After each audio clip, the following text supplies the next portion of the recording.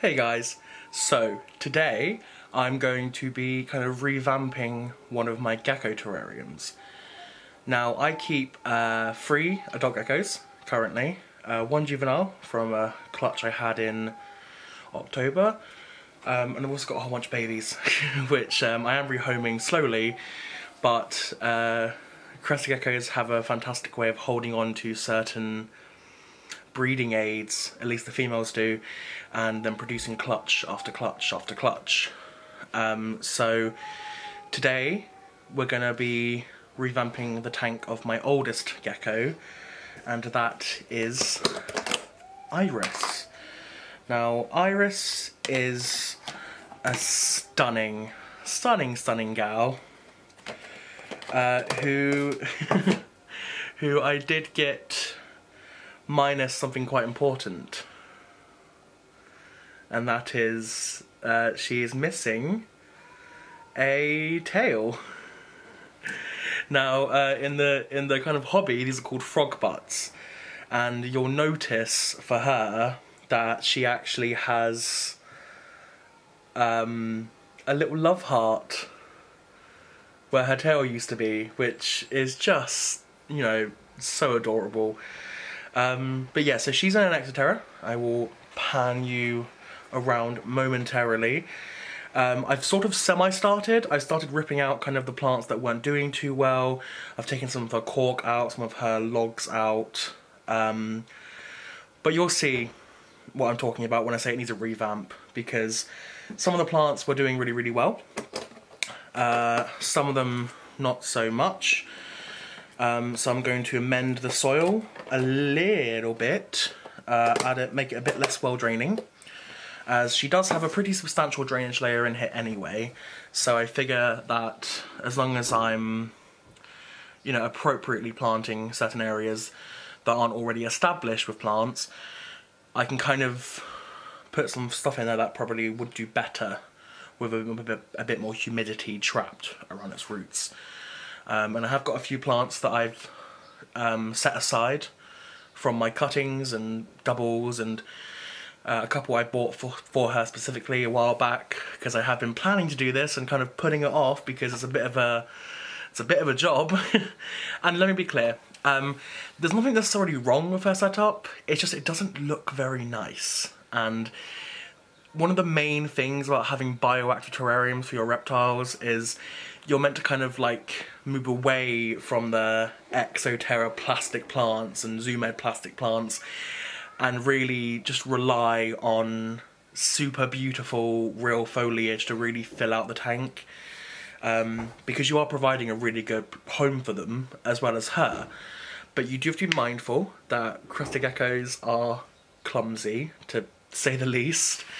And if you put anything in there that's too delicate, more than likely she'll fall on it, or she'll, you know, tread on it, or she'll go for a cricket that's near it and she'll just destroy it. So you've got to kind of plant hardy. Now, my idea of hardy is not necessarily leaves. As long as I can put hardy-ish stems in here, I'm not fussed about the leaves, because once they're established, they will grow really fast.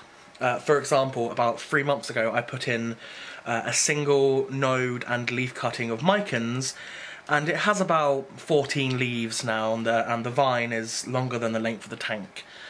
So that's one of the plants that did really well in here, as well as a pothos that I just put in a few weeks ago. I guess I was trying to like make it better, but it needs an overhaul. It's been set up for about 1.5 years. One of the snake plants I had in there, I've got some Sansevieria larentis in there, it was having a really rough time, and I pulled it up and all the roots have like melted away, and it's just putting out like heaps of dead leaves. So I'm going to replant it towards the back where the other one is, because the other one is doing fantastic, and kind of have those as more of a backscape. But this is all useless because you can't see what I'm talking about. So I'm going to switch it all around a little bit, and I'm going to show you what I'm talking about. So 2 secs. So you can kind of see that I've started sort of ripping it apart a little bit. I've just repositioned my ring light over the tank so you can kind of see what I'm doing. But essentially you can see like the Mycons is doing really well. It's really growing out of there.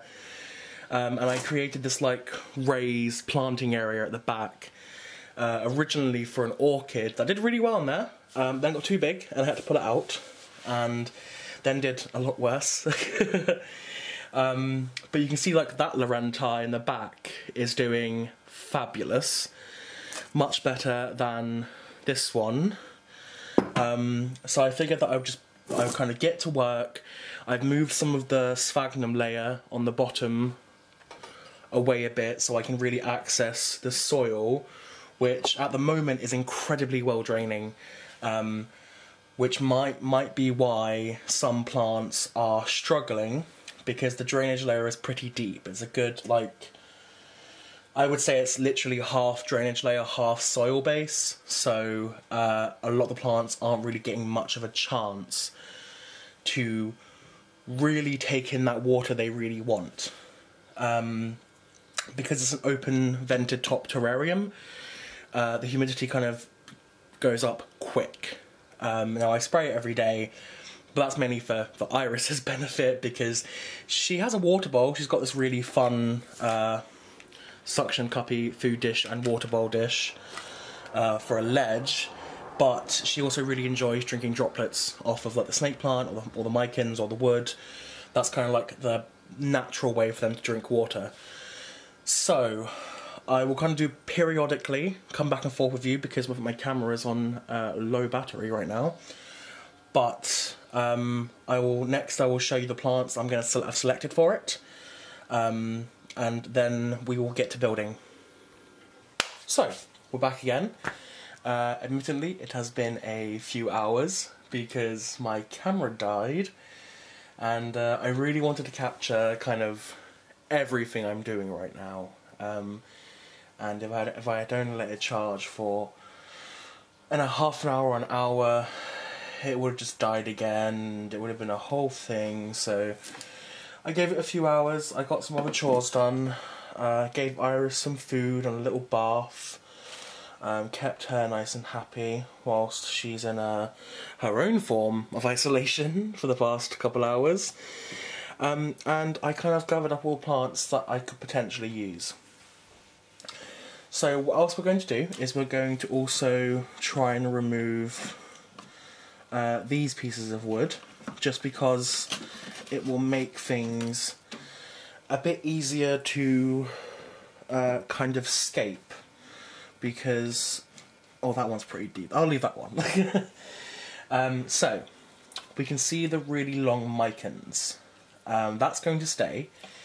I may glue the top of the vine to the top of the wood up there, and that way not only will it support Iris kind of playing around on it, but it will also kind of encourage it to grow more around the tank, as opposed to just sort of, it was currently snaking behind the Sansevieria and taking up backspace where I'm actually going to put this plant, this Sansevieria here. I also grabbed a Schefflera arboricola cutting. I grabbed a tuber and a stem from a jewel orchid that I'm going to pop at the front and just see if it works. I grabbed a Cissus discolor cutting that I have. I'm going to see if that works as well. I got some more pothos. I got a whole jar of Adansonii and Mycons cuttings that I can pick from if I so choose. And I also grabbed this Guzmania that I plan to use. I probably plan to put this on the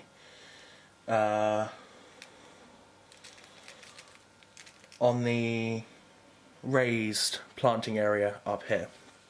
So I'm probably going to end up having to speed the footage up a little bit, because it might get a bit boring just watching me kind of mess around in dirt. So if that is the case, I shall see you very, very soon.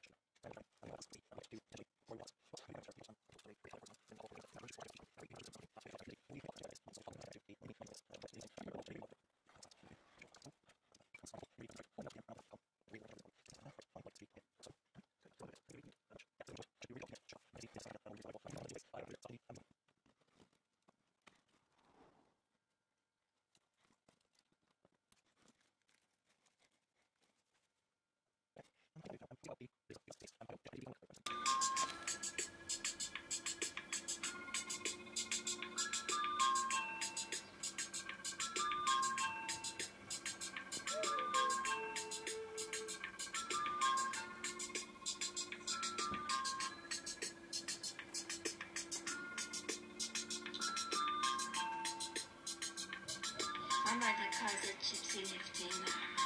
Gonna get it back. The wind is just right in. The violets think so too. I think I spotted Chef making it poop. I like to gypsy lift the sparks in. Send one out to you. You, who are you? Someone with no dandruff. Perhaps brown eyes, a derelict, a dandy. I'm out shopping in my...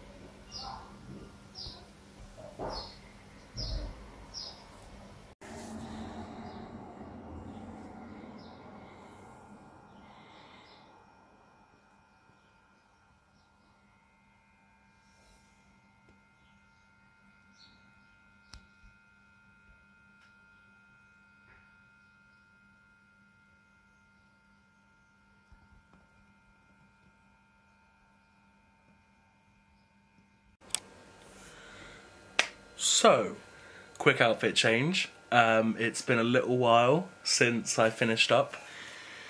I figure that I'll post on my Instagram a quick video of how everything's doing in a few days. Just because when you first plant a bunch of things like vines and pothos and philodendron, all the leaves kind of are janky, and just a few days under the light they all kind of reorient themselves and start facing the light properly again. And I'd also like to see kind of what Iris decides she likes and what she doesn't like. I would have loved to have put air plants in here, but Iris has a particular hatred for them.